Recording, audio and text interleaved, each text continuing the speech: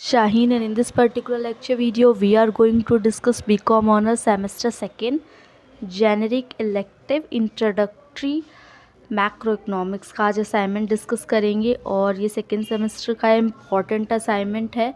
तो इसके 2 questions discuss कर रखे हैं इस पूरी पर्टिकुलर वीडियो में।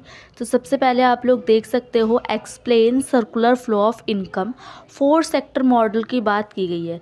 तो सबसे पहले मैंने इसमें एक्सप्लेन किया है circular flow of income definition. सबसे पहले ये बताया कि सर्कुलर फ्लो ऑफ इनकम की जो डेफिनीशन है वो क्या है, किस तरीके से आप लोग ये बता सकते हो कि सर्कुलर फ्लो ऑफ इनकम होता क्या है।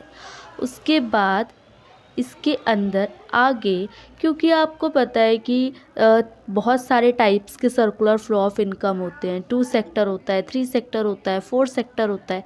तो पर्टिकुलरली 4 सेक्टर की बात की गई है। 4 सेक्टर के अंदर आप लोग देख सकते हो, एक मैंने जस्टिफाई कराया है, एक आपको डायग्राम टाइप का दिया है chart, that is most important. तो आप इसको बना लीजिएगा ताकि आपके जो एग्ज़ाम है उसके अंदर मार्क्स बूस्टअप हो सके ना। उसके बाद मेन फीचर्स की बात की गई है। कुछ 4 सेक्टर ऑफ इकोनॉमी में सारे के सारे सेक्टर्स, मतलब सारी के सारे इम्पॉर्टेंट चीज़ें मैंने बता दी। अब है given briefly outline of expenditure method.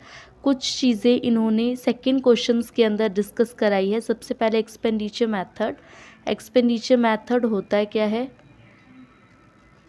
उसके बाद कुछ इसके प्रिकॉशंस, क्योंकि डबल काउंटिंग के अंदर ये आ जाता है। तो डबल काउंटिंग के अंदर प्रिकॉशंस कैसे रखनी चाहिए, क्या क्या होना चाहिए, उन सारी चीज़ों की बात की गई है। तो इसके काफ़ी सारे पॉइंट्स दिए हैं मैंने, second point, third point, fourth point. अब बात करते हैं क्वेश्चन नंबर 3 की। Right a short note. 3 पे लिखने हैं, तो 4 पॉइंट थे, मैंने डायरेक्टली 3 ही उठाए हैं। सबसे पहले है ISLM मॉडल। ये क्या है जो ISLM मॉडल है, ये मैक्रो इकोनॉमिक्स के अंदर इन्वेस्टमेंट सेविंग मॉडल के अंदर आता है कि इन्वेस्टमेंट क्या होती है, सेविंग क्या होती है, कहाँ पे ये दोनों इक्वल होती है, कहाँ पे ये दोनों इक्वल नहीं होती। ठीक है, ये सारी चीज़ों की बात की गई है। उसके बाद third part is balance of payment.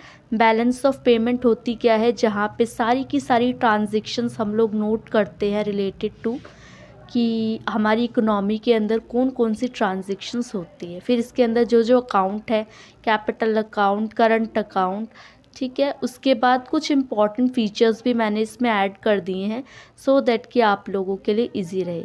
अब आप थोड़ा सा यहाँ पे जूम कर लेना, क्योंकि यहाँ पे मैं जूम कर दे रही हूँ क्योंकि ये जो 4th क्वेश्चन है, 4th question is inflation and it's clause, और उसका आंसर यहाँ से स्टार्ट हो रहा है इन इकोनॉमिक्स से। ठीक है, तो उसमें कंफ्यूज नहीं होना कि किस तरीके से मैम ने प्रोवाइड किया है। तो आप लोग इस तरीके से इसको लिख सकते हो। वेट अ सेकेंड, इसको थोड़ा सा कर देते हैं। अब है इसके अंदर इन्फ्लेशन क्या होता है। तो आप लोगों को पता है धीरे धीरे महंगाई जो है वो बढ़ती रहती है और उसको ही इन्फ्लेशन कहते हैं। डिफ्लेशन उल्टा हो जाता है जब चीज़ें सस्ती हो जाती है। कॉजेज़ ऑफ इन्फ्लेशन भी क्वेश्चन में पूछा गया है, तो कॉजेज़ को मैंने जस्टिफाई किया है कि कॉजेज़ क्या क्या होते हैं।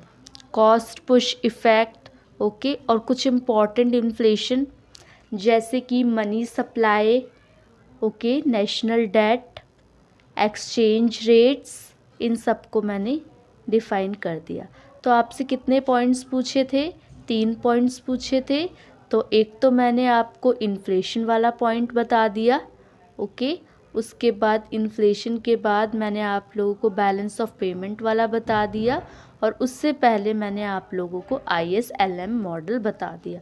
उससे पहले क्वेश्चन नंबर 2 है जिसमें 2 पार्ट हैं, दोनों को जस्टिफाई कर दिया। होपफुली आप लोगों को समझ आ गया होगा कि असाइनमेंट किस तरीके से मैंने प्रेजेंट किया है। अब आप लोगों से नेक्स्ट लेक्चर वीडियो में मिलेंगे, और आप लोगों का काम क्या है, वीडियो को शेयर करना, लाइक करो वीडियो को, सब्सक्राइब करो चैनल को, और लोगों तक पहुंचाओ। Okay, thank you for watching, be happy.